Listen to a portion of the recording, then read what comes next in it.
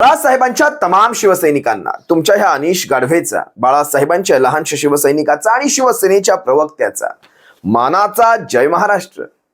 काल देवेंद्र फडणवीस, एकनाथ शिंदे आणि अजित पवार या तिघांनी प्रेस कॉन्फरन्स घेतली। ज्या प्रकारे मराठा आंदोलन अंगाशी शेकताना दिसत होतं, अंगाशी येताना दिसत होतं, ते पाहता ही प्रेस कॉन्फरन्स घेणं त्यांना गरजेचं वाटलं। अतिशय नियोजनबद्ध पद्धतीने ही प्रेस कॉन्फरन्स घेण्यात आली होती। बरोबर मुद्दे वाटून देण्यात आले होते। मी यासाठी नियोजनबद्ध पद्धती म्हणतोय कारण सुरुवात गंगाधरच शक्तिमान जो होता त्याने केली, म्हणजे देवेंद्र फडणवीसांनी ही सुरुवात केली। कारण ह्या तिघांनाही माहिती आहे हे मराठा आंदोलन ही अशी काही चिंगारी आहे, या तीनही टोळ्यांना जाळून खाक करेल, तीनही पक्ष नामशेष करून टाकेल इतपत मराठा आंदोलनाची ताकद आहे। हे तिघांनाही चांगलं माहिती आहे। मराठा आंदोलन जवळपास 5वा दिवस तरीही शांत होण्याचं नाव घेत नाहीये। हे पाहता यांना प्रेस कॉन्फरन्स घेणं गरजेचं वाटलं आणि बरोबर नियोजनबद्ध पद्धतीने यासाठी मी पुन्हा म्हणतोय कारण देवेंद्र फडणवीसांनी याची धार कमी करण्यासाठी या माणसाला हा भाग खूप जास्त आहे। बरं शिवसैनिकांना, हा भाग खूप जास्त आहे। आंदोलनाची धार कशी कमी करायची? एकनाथ शिंदेंनी का माफी मागितली नाही? राज्याचे प्रमुख या नात्याने एकनाथ शिंदेंनी माफी मागायला हवी होती, नाही मागितली। अजित पवारांनी नाही मागितली। जर आजच्या घडीला ह्या प्रसंगी देखील मराठा नेत्यांकडनं माफी आली असती ना, तर ह्या दोन नेत्यांचं जागीच वजन कमी झालं असतं, जागीच डाऊन मायनस मध्ये हे दोनही नेते जागीच मायनस मध्ये गेले असते। पण माफी या नेत्यांकडून न येऊन देता देवेंद्र फडणवीसांनी ही माफी स्वतः मागितली। याचा अर्थ तुम्हाला कळतो मी किती उदारमतवादी आहे, मी किती पुढचं पाहतो, मी कशा प्रकारे महाराष्ट्राचं भलं पाहतो, भलं इच्छितो, भलं चिंतितो, हे दाखवण्यासाठी देवेंद्र फडणवीसांनी काल माफी मागितली। खऱ्या अर्थाने तुम्ही विचार करा शिवसैनिकांनो, देवेंद्र फडणवीसांकडून कुणी माफी मागण्यासाठी सांगितलंच नव्हतं। देवेंद्र फडणवीसांनी गृहमंत्री म्हणून या सगळ्याची जबाबदारी घेऊन राजीनामा द्या, ही खऱ्या अर्थाने मागणी होती। तुमच्याकडून कुणी माफी मागितलीच नव्हती, पण स्वतःहून आपला माफीनामा देऊन एक प्रकारे ती राजकीय सुझबूझ दाखवली आणि धार कमी करून घेतली। आंदोलनाची धार त्यांनी कमी केली। मग लागलीच काही प्रतिक्रिया उमटायला लागल्या। यांच्या पेड प्रतिक्रिया भरपूर असतात बरं, यांच्याकडे टोळ्या असतात, पेड प्रतिक्रिया देण्यासाठी यांच्याकडे टोळ्या असतात। लागलीच देवेंद्र फडणवीसांचा व्हिडिओ काय पडतो त्याच्या खाली पेड प्रतिक्रियांचा अगदी ते काय म्हणतात तो पाऊस पडतो। किती सुंदर, किती अभ्यासपूर्ण। याचा आज अभ्यासच मी तुमच्या सर्वांसमोर घेऊन आहे। माझा तुमच्या समोर आज हा व्हिडिओ घेऊन येण्याचा उद्देश एवढाच की देवेंद्र फडणवीसांनी कसं पुन्हा आपल्या सर्वांना गुंडाळलंय हे तुमच्या सर्वांसमोर घेऊन येतो। खूप सुंदर बोलतात बरं देवेंद्र फडणवीस। आता ह्याने कशा प्रकारे आपला गुंडाळायचा प्रयत्न केलाय ह्या दोघांना हाताशी धरून ते तुम्हाला सांगतो। आपण सुरुवात करूया देवेंद्र, मी काही त्यांचे मुद्दे काढलेत। यांनी काय काय मुद्दे आपल्या प्रेस कॉन्फरन्स मध्ये पटपट एकेका मुद्द्याला मी हात घालतो। सगळ्यात पहिली गोष्ट मला कळलं नाही केसरकरांना तिथे बसवण्याचं कारण काय होतं? माणसाला तिथे झोपा आवरत नव्हत्या, झोपा काढत होते काही जण। आणि मराठ्यांचं वकीलपत्र घेऊन जाणारे ते नितेश राणे त्या स्टेजवर कुठेच नव्हते। लक्षात आलं तुमच्या? म्हणजे ह्याला कोणी पाठवलंच नव्हतं तिकडे, हा स्वतःहून आपली लाल करण्यासाठी तिकडे गेला होता नितेश राणे। या दोन गोष्टी मी तुम्हाला प्रामुख्याने याचा उल्लेख केला। आता पुढे आमचं काय काय ह्यांनी आजच्या प्रेस कॉन्फरन्स मध्ये वक्तव्य केली ती ऐका। लाठीचार्ज करणं हे म्हणजे माफीच्या नंतरचं, माफी झाली, आता माफी मागून झाली, धार कमी करण्याचं जे कारण होतं ते करून झालं। आता पुढे ऐका, लाठीचार्ज करण्याचे अधिकार हे गृह खात्याकडे नसतात, हे असतात डीवायएसपी किंवा एसपी लेवलला। आता लक्षात घ्या, डीवायएसपी किंवा एसपी लेवलला जर खरंच हे अधिकार असतील म्हणजे पोलिसांवर एकतर ह्यांचं कंट्रोल नाही किंवा पोलीस ह्यांचं ऐकत नाहीत, असाच प्रकार झाला। बरं, डीवायएसपी आणि एसपी कडे लाठीचार्जचे अधिकार असतील। अहो, इथे इलेक्शन कमिशन ऑफ इंडिया स्वायत्त आहे का? इथे विधानसभेचा अध्यक्ष स्वायत्त नाही, इथे राज्यपाल स्वायत्त नाही। तुम्ही डीवायएसपी आणि एसपी तुम्हाला विचारल्याशिवाय अशी कामं करतील, एवढे मोठे निर्णय घेतील? बरं, एक लक्षात घ्या, डीवायएसपी एसपी विभागीय आयुक्तांना, विभागीय महासंचालकांना ते रिपोर्टिंग असतात। विभागीय महासंचालक महाराष्ट्र महासंचालकांना रिपोर्टिंग असतो, पोलीस महासंचालकांना, आणि पोलीस महासंचालक गृह खात्याला रिपोर्टिंग असतात, महाराष्ट्र गृह खात्याला।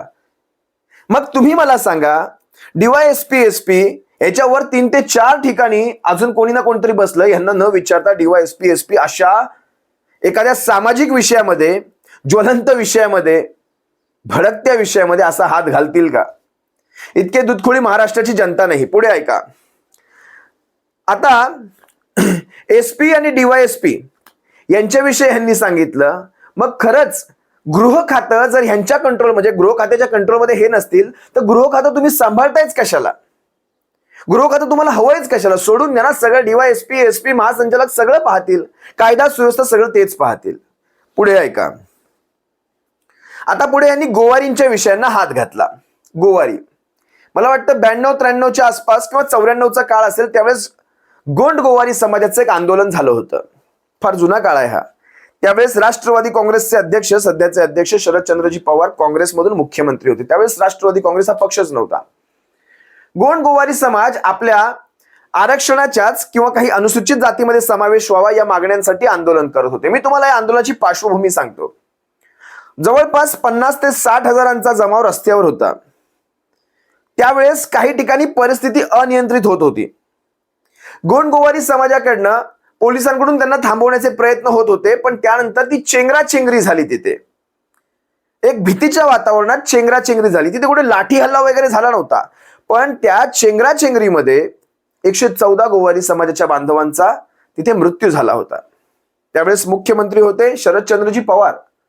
शरद पवार साहेबांनी याची संपूर्ण चौकशी करायचे आदेश दिले आणि त्याच्या आदेशाच्या आधीच त्यांनी तत्सम मंत्र्याचे राजीनामे घेतले. माझ्या मते त्यावेळेस मधुकर पिचड त्यावेळेस मधुकर पिचड मला वाटतं त्यावेळेस गृहमंत्री होते की काय, मला नीटसं आठवत नाही, पण पिचड त्यावेळेस मंत्री होते. पिचडांचा राजीनामा शरद पवारांनी लागलीच घेतला होता. मग शरदचंद्र पवार साहेब ज्या तळमळीने त्यांनी राजीनामा घेतला, कारण जर तुमच्याकडून काही चूक झाली असेल तर तुम्ही राजीनामा देणं बंधनकारक आहे. मग तुम्ही राजीनामा दिलात का? ज्या मोठ्या तोंडाने देवेंद्र फडणवीस तुम्ही नाव काढलात, गोवारी समाजाचं आंदोलनाचं नाव काढलात, तुम्ही राजीनामा दिलात का? त्याच्या पुढे जाऊया आता आपण. त्यापुढे जाऊन हे म्हणतात 5/5/2021 पासून 1 वर्ष 1 महिना तुमच्याकडे सरकार होतं, तुम्ही वटहुकूम का नाही काढलात? कारण उद्धव साहेब त्याविषयी म्हणाले वटहुकूम काढायचा. आता देवेंद्र फडणवीसांचा एवढा अभ्यास कमजोर असेल मला माहित नव्हतं. वटहुकूम महाराष्ट्राचं विधिमंडळ काढतं का? वटहुकूम हे केंद्राच्या कायद्याच्या विरोधात काढले. जर दिल्लीमध्ये जर तुम्ही वटहुकूम काढलात की बिल पारित करून घेतलात लोकसभेत, राज्यसभेत, मग महाराष्ट्राच्या विधिमंडळात असं बिल पारित करण्याचा अधिकार आहे का? तर तो नाहीये. वटहुकूम केंद्रात काढला जाऊ शकतो आणि तो कुणाच्या विरोधात? तुमचा मंडल आयोग आहे जो 50%च्या वरती आरक्षण देत नाही असं सांगतो, आणि तो कायदा आहे 102वी घटना दुरुस्ती. मग 102वी घटना दुरुस्ती जर असं सांगते तर तिथे तुम्हाला वटहुकूमच काढावं लागणार आणि तो संसदेत पारित होणार, लोकसभेमध्ये, मग वरच्या सभागृहात म्हणजे राज्यसभेत, त्याच्यानंतर राष्ट्रपतींची स्वाक्षरी आणि कायदा मंजूर होणार, वटहुकूम मंजूर होणार आणि महाराष्ट्रात 50%च्या पुढे आरक्षण जाऊ शकतं जर 50च्या पुढे द्यायचं झालं तर. आणि नाही तर तुम्हाला मग कुठल्या तरी समाजात याला बसवावं लागणार. कुठे कसं कॅल्क्युलेशन करायचं तोही अधिकार केंद्रालाच आहे. मग तुम्ही महाराष्ट्र सरकारला वटहुकूम काढायला सांगत होतात. वाह रे वाह देवेंद्र, वाह तुमची बुद्धी, वाह. त्याच्या पुढे जाऊन तुम्ही आता काय काय सांगायचा प्रयत्न केला. बुद्धीची केव येते तुमच्या. मला मराठा समाजाच्या विद्यार्थ्यांना कशा कशा योजना दिल्या तुम्ही सांगितलं. सारथीच्या मार्फत एमपीएससीच्या विद्यार्थ्यांना दिल्लीमध्ये काय सोयी दिल्या, हॉस्टेलसाठी काय केलं, आर्थिक मागासांसाठी काय केलं, हे वाचून दाखवत होतात तुम्ही. मुख्यमंत्री साहेब हे सगळं कागदावर होतं, सत्यात हे कुठेही नाही, ऍक्च्युअल मध्ये हे कुठेही नाही. मागच्या वर्षी साध्या फॉर्मची 1000 रुपये फी आहे. प्रत्येक गव्हर्नमेंटच्या फॉर्मला 1000 रुपये मराठ्यांना फी भरावी लागते. ते 1000, मग समजा त्यांना 5 फॉर्म भरायचे झाले तर 5000 रुपये कुठून आणणार ते? बरं, ते फॉर्मची फी पुन्हा रिटर्न मिळत नाही. या फॉर्मच्या फी गेल्या, एकदा का गेली ती गेली, पुन्हा येत नाही ती. जर तुमचं रिजेक्शन झालं तुम्हाला फॉर्मची फी परत मिळत नाही. हा स्वतःचा एक स्कॅम आहे. याच्याविषयी आपण नंतर कधी बोलूया. पुढे त्यांनी सांगितलं आम्ही ह्या सवलती दिल्या, आम्ही त्या सवलती दिल्या. मराठा समाज सवलती मागतच नाहीये, मराठा समाज आरक्षण मागतोय. तुम्ही सांगताय महाराजा सयाजी गायकवाड ह्याच्या अंतर्गत परदेशी शिष्यवृत्तीसाठी सारथीच्या माध्यमातून. बघा ह्याच्यात मी तुम्हाला काय खरी गोमेहनती सांगतो. छत्रपती राजाराम महाराजांच्या मार्फत सारथी शिष्यवृत्ती योजना 7वी ते 10वीच्या विद्यार्थ्यांना. पण याच्यात फक्त मराठा समाज नाहीये, याच्यात सगळे येतात. ही फक्त मराठा समाजासाठी योजना नाहीये. मग तुम्ही हे मराठा समाजाच्या माथ्यावर का मारताय फक्त, की जसं काय मराठा समाजाला देण्यासाठी तुम्ही सर करताय. पुन्हा एकदा लोकांना गंडवलं हे सगळं. सुप्रीम कोर्टात आता महत्वाचा मुद्दा, सुप्रीम कोर्टात उद्धव साहेबांच्या सरकारने आरक्षण टिकवलं नाही हा आरोप तुम्ही केला शेवटी. याच्यावर उत्तर मी देण्यापेक्षा अजित पवारांनी दिलेलं आहे. कारण ज्या प्रकारे तुमच्या दोघांमध्येच एकमत मला दिसलं नाही. अजित पवार आणि देवेंद्र फडणवीस एकमेकांच्या विरुद्ध बोलत होते. कसं बोलत होते तुम्ही ऐका. जसं देवेंद्र फडणवीस म्हणाले मागच्या सरकारने याव केलं त्याव केलं, आरक्षण टिकवलं नाही, अजित पवारांना कुठेतरी ती गोष्ट खटकली. क्योंकि सास भी कभी काय म्हणतात त्याला, बहू थी और छास भी कभी दही थी. आज भले उपमुख्यमंत्री इकडे आहेत पण तिकडे पण तुम्ही होतात अजित पवार, आणि तुम्ही खाल्ल्या मिठाला जागलात. खाल्ल्या मिठाला अजित पवार जागले. कसे ते ऐका. अजित पवार म्हणतायत आरक्षण असं तसं देऊन उपयोग होणार नाही, त्याला कायद्याच्या चौकटीत बसवावं लागणार. पहिला टोला हाणला देवेंद्र फडणवीसांना, सनसनीत चपराक लगावली. कायद्याच्या चौकटीत बसवावं लागेल त्याला, फक्त दाखवण्याचं काम नको.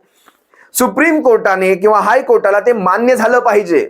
समजलात अजित पवार काय म्हणतायत. देवेंद्र फडणवीस हा टोला तुमच्यासाठी होता. जर तुम्हाला तो लक्षात आला असेल, राजकीय तुम्ही एवढे मोठे झाला असेल, तुम्हाला कळेल. मागच्या सरकारने ते घालवलं असं आपण म्हणतोय, पण ते कायद्याच्या चौकटीत बसणारं होतं का. म्हणजे 50% वर जर आरक्षण टिकणारच नव्हतं तर मग देवेंद्र फडणवीस आणि ह्यांच्या सरकारने ते आरक्षण कुठल्या आधारावर दिलं होतं. हा एक खमंग लोकप्रियतेचा निर्णय घ्यायचा आणि येणाऱ्या निवडणुकीत फायदा करून घ्यायचा. अजित पवारांनी तुम्हाला सणसणीत चपराक लगावलेली आहे. आणि जर मागच्या सरकारने ते घालवलं तर मग त्याच सरकारात अजित पवार पण होते. मग ते घालण्यात अजित पवारांचा हात आहे. तुम्ही खुल्यामध्ये बोला की अजित पवार तुम्ही ते आरक्षण घालवलात. लक्षात घ्या, मागच्या वेळी काय चुका झाल्या याच्यातून काहीतरी शिकून आपण हे करायला हवं. अगदी बरोबर बोलले अजित पवार. ह्या गोष्टी मागच्या वेळेस त्या सुप्रीम कोर्टाने काय निरीक्षण दिलीत, कारण सुप्रीम कोर्टाचं पहिलं निरीक्षण आहे मराठ्यांना मागास सिद्ध न करताच तुम्ही आरक्षण कसं काय लागू केलात. मराठ्यांना तुम्हाला आधी मागास सिद्ध करावं लागेल. आणि हेच एकनाथ शिंदे सुद्धा म्हणाले मागास सिद्ध नाही झालं. मग हाच प्रश्न देवेंद्र फडणवीस तुमच्यावर उलटतो. तुम्ही मराठ्यांना मागास सिद्ध न करता तुम्ही आरक्षण कसं काय लागू केलात. 50% पुढे तुम्ही आरक्षणात बसवूच शकत नाहीत. सुप्रीम कोर्टात ती बाजू कच्चीच होती, जी ज्याचं खापर तुम्ही महाविकास आघाडीच्या आणि उद्धव साहेबांच्या माथ्यावर मारताय. ती बाजूच ऑलरेडी कच्ची होती. हे तुम्ही सांगणार नाहीत, पण कसं राजकारण करायचं आणि लोकांना आव्हान करायचं राजकारण याच्यात आणू नका म्हणून. तर मागच्या सरकारचं तुम्ही काढणार, पण फडणवीस तुम्ही फसलात हे बोलून. कारण अजित पवारांनी तुम्हाला घरचा आरसा दाखवला, असा आरसा दाखवला. आरशात बघा फडणवीस, आरशात बघा. आणि आता एकनाथ शिंदे म्हणतात की आता गिरीश महाजनांना परत पाठवणार आहेत. पण त्या गिरीश महाजनाबरोबर त्या टिल्ल्याचं नाव त्यांनी घेतलं नाही हा. कारण टिल्ल्याने ती जाऊन काही काशी केली ना सगळ्यांनी पाहिली. मला वाटतं अतुल सावे गेले, दानवे गेले, महाजन गेले, छत्रपती उदयनराजे गेले वगैरे वगैरे म्हणाले. पण नितेश राणेचं नाव काय त्यांनी घेतलं नाही एकनाथ शिंदेंनी. आता माझा पुढचा प्रश्न आहे, जुलै ते सप्टेंबर ह्या जवळपास 1 वर्ष 2 महिन्यात 1 वर्ष 3 महिने झालेत. या 1 वर्ष 3 महिन्यात जवळपास 15 महिन्यात तुम्ही मागच्या काही दिवसांचं काढलं, म्हणजे मागच्या 1 वर्ष 1 महिन्याचं काढलं ज्यावेळेस तो निकाल लागल्यानंतर सुप्रीम कोर्टात. आता 1 वर्ष 3 महिने झालेत. या 1 वर्ष 3 महिन्यात तुम्ही एकदाही प्रयत्न का केला नाहीत. मग देवेंद्र फडणवीस तुम्ही तारखा वाचण्यात फार माहीर आहात, त्यामुळे हे सगळे आरोप तुमच्यावर पलटत आहेत. आज जे तुम्ही काही सगळं मराठ्यांना जे आश्वासनं देतात ना तिघेजणी बसून, ती लेखी का देत नाही आहात, हा माझा तुम्हाला पहिला प्रश्न आहे. आणि देवेंद्र फडणवीसांनी केलेल्या ह्या त्रुटी आता उपमुख्यमंत्री अजित पवार असतील किंवा एकनाथ शिंदे असतील, याची खरंच बाजू सावरून घ्यायचा इतका का प्रयत्न करत आहेत. कारण ज्या काळात ह्या त्रुटी झाल्यात त्या काळात हे दोघेही सरकारमध्ये होते. सत्य काय आहे ते येऊ द्यावं. तुम्ही वारंवार बोललात एकनाथ शिंदे माझ्या तोंडात येत आहे, मी बोलून दाखवेल. बोलून दाखवा ना. तुम्हाला कुणी अडवलंय असंही तुम्ही कुणामुळे तुम्ही अडत नाही आहात. मग तुम्ही बोलून दाखवा ना, कारण तुमच्याकडे बोलण्यासाठी काही नाही. आता शेवटी माझे काही प्रश्न आहेत. अजित पवार मागच्या सरकारमध्ये होते तर मग ते नाकारते होते का. देवेंद्र फडणवीस अजित पवारांना नाकारते म्हणतायत का. पहिला प्रश्न. डीवायएसपींचं गृह खात्यांवर काही नियंत्रण, डीवायएसपींवर किंवा एसपींवर गृह खात्याचं नियंत्रण नाही, हे देवेंद्र फडणवीस सिद्ध करणार का. म्हणजे सांगणार का होय माझं नियंत्रण नसतं ह्या सगळ्या गोष्टींवर, महाराष्ट्राच्या कायदा सुव्यवस्थेवर माझं नियंत्रण नसतं. तिसरं, सदावर्तेंना सपोर्ट कुणाचा आहे. ह्या सगळ्यांवर सदावर्ते कुणी सोडला होता. श्रीहरे आणि कुणी सोडला होता. तिरोडकरला कुणी सोडलं होतं. सगळ्यात पहिली याचिका तिरोडकरची गेली होती, त्यानंतर सदावर्ते. आणि ह्या सगळ्यांनी मराठा आरक्षणाचा खेळ खंडोबा करून ठेवला तिथे सगळ्यांनी. आणि ह्या सगळ्यांना सपोर्ट कुणाचा होता तुम्ही सांगावं. देवेंद्र फडणवीस तुम्हाला प्रश्न आहे हा. 50% वर आरक्षण टिकत नाही तर मग तुम्ही आरक्षण का लागू केलात. तुम्ही घाईमध्ये ते कायदा पारित का करण्यात आला महाराष्ट्राच्या विधानसभेत, ज्याचा अधिकारच महाराष्ट्राच्या विधानसभेला नाही. आणि ज्या गोष्टींचे विधानसभेला अधिकार आहेत ते विधानसभा त्या गोष्टीचे निकाल लावतच नाही. तुम्हाला कळलं असेल मी कशाबद्दल बोलतोय. आणि शेवट, अजित पवार म्हणतायत 70,000 नाही, 70,000 माझ्या तोंडात काय तर का कुणास ठाऊक त्या अजित पवारांच्या विषयी. तुम्ही फक्त हे लाठीचार्ज वरतून खालतून मंत्रालयातून कुठून झाला हे सिद्ध करा, आम्ही राजकारण सोडून देतो म्हटले अजित पवार. अजित पवार इथे 70,000 कोटींचा घोटाळा अजून सिद्ध झाला नाही, तो सिद्ध करण्यासाठी अजून कोणी पुढे येत नाही. तुमचं हे कोण सिद्ध करणार? आधी ते 70,000 कोटींचा घोटाळा सिद्ध झाला पाहिजे. कोणी काही सिद्ध करू शकत नाही. इथे तारीख पे तारीख जुमल्यावर जुमले चालू राहणार आहेत, काही कसलं सिद्ध होणार नाही. तुम्ही राजकारणाच्या बाहेर काही जाणार नाही. आणि पुढचा शेवटचा मला एक का कुणास ठाऊक खंत बोलून दाखवावीशी वाटते. आज मराठा आरक्षण या विषयावर माफी मागणारे देवेंद्र फडणवीस, कारण इथून मतदान आहे, मतदान, ते मतदान जाईल कुठेतरी निघून. आमच्या छत्रपतींचा अपमान एवढ्या भाजपच्या नेत्यांनी केला, सुधांशू त्रिवेदी पासून त्या राज्यपालांपासून सगळ्यांनी तो अपमान केला. पण एकदाही देवेंद्र फडणवीसांनी माफी मागितली नाही की माझ्या भाजपच्या नेत्यांनी अपमान केला, मी माफी मागतो. पण आज केले. याला म्हणतात राजकारण, याला म्हणतात नीती आणि याला म्हणतात चाणक्य नीती. तुम्हा सर्व शिवसैनिकांची रजा घेतो. सप्रेम जय महाराष्ट्र. काळजी घ्या.